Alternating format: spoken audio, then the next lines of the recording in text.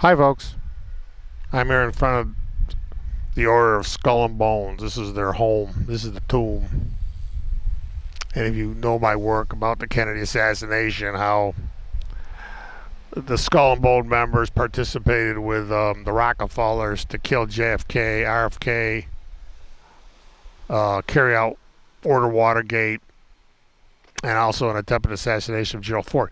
Now, I've explained in other videos how the Rockefellers took over this campus, see?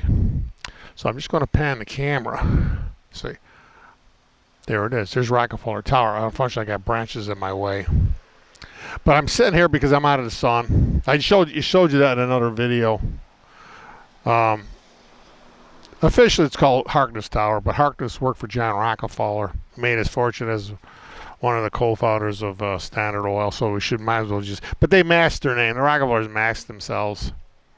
Also, there's the statue of Abraham Pearson, which is right across the street from the tower. I'm going to show you that. That's the original campus. 1701, he co-founded this campus. He co-founded Yale University. And at least four, if not five of his relatives, blood descendants and descendants, are called out in War Commission documents for a possible involvement in the conspiracy that killed JFK. I believe they did kill JFK. Well, you can see how it links up with Standard Oil. See, the Rockefellers gave the order to kill JFK. So there's the tower. Standard Oil Tower. Now here's Skull and Bones. Now, inside this building, of course, you know the story about Geronimo's bones. Actually, it was Prescott Bush, believed, allegedly, was the father of President Bush 41 and the grandfather of President Bush 43. But they believe he and a group of people out in Oklahoma, sorry, I can't think of the name. Geronimo died there, was buried there. They dug up his skull, some of his bones. They robbed his grave and brought him here, as legend has it. So these people are not only these people are not only opium dealers and assassins and slave traders. They're also what? Grave robbers. And people think they're nice people. They're not nice people. The next thing you know, they're in the White House. Well, they use their connections. That's all, and money. They got the Rockefeller money behind them.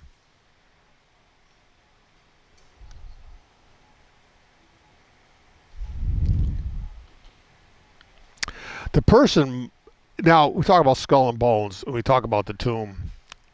This is the tomb of Skull and Bones. Now, Henry Luce, he was a major figure in the history of Skull and Bones. He supposedly, the story has it, that he conceived the idea for Time Magazine,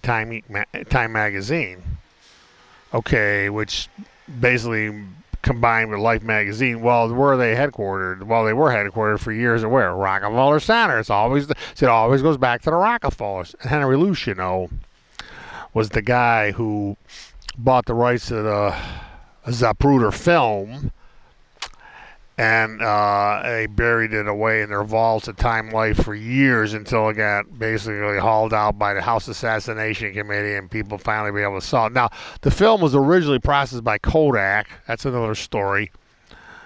And Kodak tampered with the film. The whole Kennedy assassination story is all about tampering. Go ahead.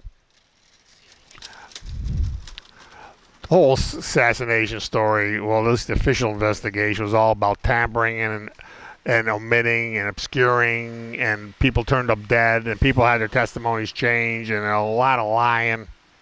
So all these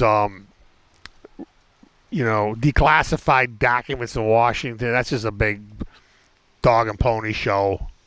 Although it does have its value in the right hands. That would be me. In the wrong hands, it's only going to deepen the mystery. So that's why I do my own work, apart from the crooked government. Now, Henry Luce, of course, Nelson Rockefeller was on the cover of Life magazine back in 1941, I think it was. And well, they own the paper. It's in their headquarters. Who would you expect to be on the cover? Now, George Herbert Walker Bush was photographed in Dealey Plaza at the moment Kennedy was shot. But they say, oh, it's not him. And he was dressed up with his preppy New England clothes, the kind of clothes you wear when you're a frat brother here in New England. But the guy who really was involved in killing JFK was John Hay Whitney. Now, the Whitney name is plastered all over this campus. I'm going to show you. I'm going to take it to Scroll and Key. He was not Scroll and Key. Collins Whitney was Skull and Bones. His son's Payne Whitney was Skull and Bones. His son Harry Whitney, who married a Vanderbilt. Now, right behind me is the Vanderbilt Hall. I'm going to show you that quickly. I'm going to give you a view of that, the Vanderbilt Hall, which is right across the street here. It's right behind my back where I'm standing. All right, now Vanderbilt, of course, big tie to Rockefeller's, because Vanderbilt gave Rockefeller his big break, in business. Commodore Rockefeller went to see Commodore Vanderbilt in New York City, and Vanderbilt gave him the deal, the rebating, and the rebates. Without Vanderbilt, you probably would have never known the name Rockefeller. So they're all here, this Rockefeller world. And I've told the story, John Hay Whitney, well, I told you the story. The Whitneys were ears. Well, first of all, this Whitney campus has a massive history going back 4 years. This was they were some of the original landholders around here, the Whitney family. They go back 4 centuries. But the big ones was Colin Whitney's, Payne Whitney, Harry Whitney, and John Hay Whitney, because they inherited Standard Oil fortune through their uncle, Colonel Payne. I've told that story. Colonel Payne was one of the 6 co-founders of Standard Oil.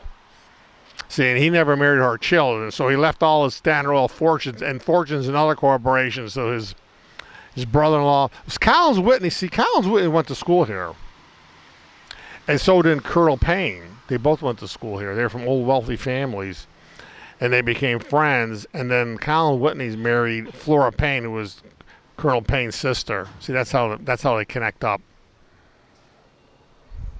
So anytime you see the Whitney name, if it's certain ones, it means Standard Oil. So you can see how Standard Oil basically, but they've taken over every Ivy League college. They take them all over. And some folks, they're not giving anything away. They're criminals. Criminals don't give anything away. They steal and murder. See, they put up monuments to glorify themselves, to clear their names for their past heinous crimes against God and man. See? Oh, by the way, you won't find on this campus, I doubt if you'd find, I gotta be careful what I'm saying, but not easily find a cross or an American flag. Well, why should they put these things up? They would only make themselves hypocrites. These people are mass murderers, and they poison China with their opium trade. And they're slave traders and assassins. And now add to the list grave robbers. They're not nice. See, there's a dark side, and these people hate me coming around because you know why? They want to erase that part of their history. But the tomb, it looks like a fort. See, it's this heavy, solid black walls, heavy steel doors, and those windows are thin like that. Those are you see on a fort. During forts, so the defenders can shoot out those windows. Now, I'm not saying there's ever any gunplay here, but I'm sure they built that like a fort because they probably maybe still do store their opium there and whatever black market trades they were dealing in. That's what these people do. They dump on various parts of the world and other people so they can make huge profits and have a nice little life for themselves. That's what this is about. But you can see how close Standard Oil Tower right there. You can see how the Rockefellers. Now, I told you, Abraham Pearson. Now, I'm going to tell you about another Yale here whose name was mentioned in Warren Commission documents. Edward Gordon Hooker. I bumped into the Hooker name here. The Hooker, yeah. Well, see, Hookers were co-founders. The Hooker family, Edward Gordon Hooker, his ancestor, Pierpont, I'm going to show you the Pierpont home too. Was a co-founder along with Pearson and his descendants, the Hooker family members. Well, Edward Hooker was mentioned in Warren Commission documents. All right. See, why do all these people that killed Kennedy, whose names are in the Warren Commission, tie to Yale University? Well, I showed you Standard Oil Tower, okay? Did I say any more? Plus, they were criminals and grave robbers to begin with. That's why you don't see any crucifix around here. You won't see no crucifix. You won't see no crosses. Unless maybe there is somewhere hidden. There might be a divinity school here. But you won't see no American flags. I guarantee that. Well, why should they? They're hypocrites. But Edward Gordon Hooker, when you're born and you're part of the bloodline, you're automatically skull and bones. You don't have to get tapped into after anybody it pays you or no. It's like the king. The king. Nobody picks the king. The king is born into the job. Same with these Hookers and these Pierponts and these Whitneys. They're automatically in these organizations because of their bloodlines. Now the Bushes, they might have got a little hazing.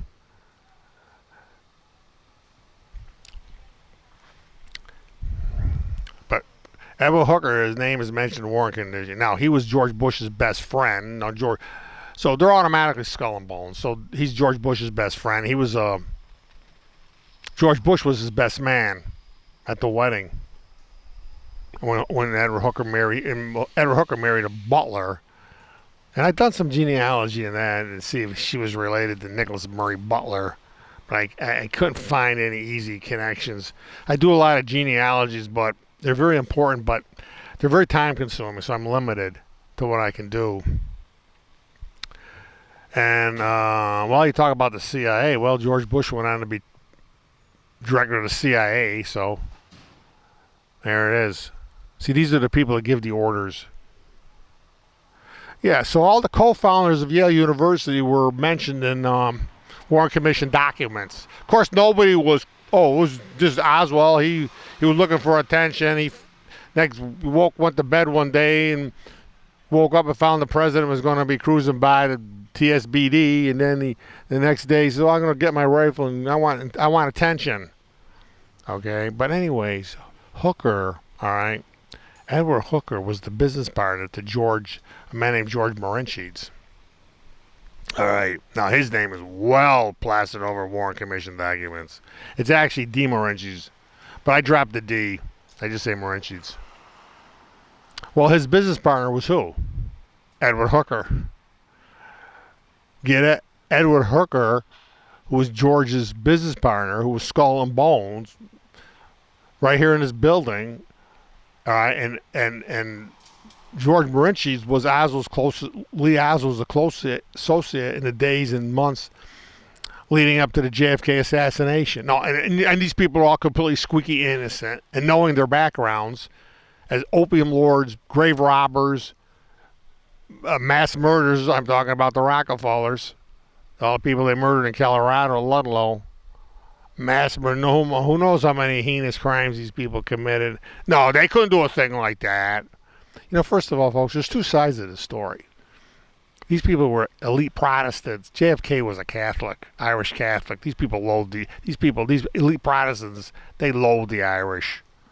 They didn't want a cocky Irishman in the White House trying to bring justice and trying to expose their criminal empires.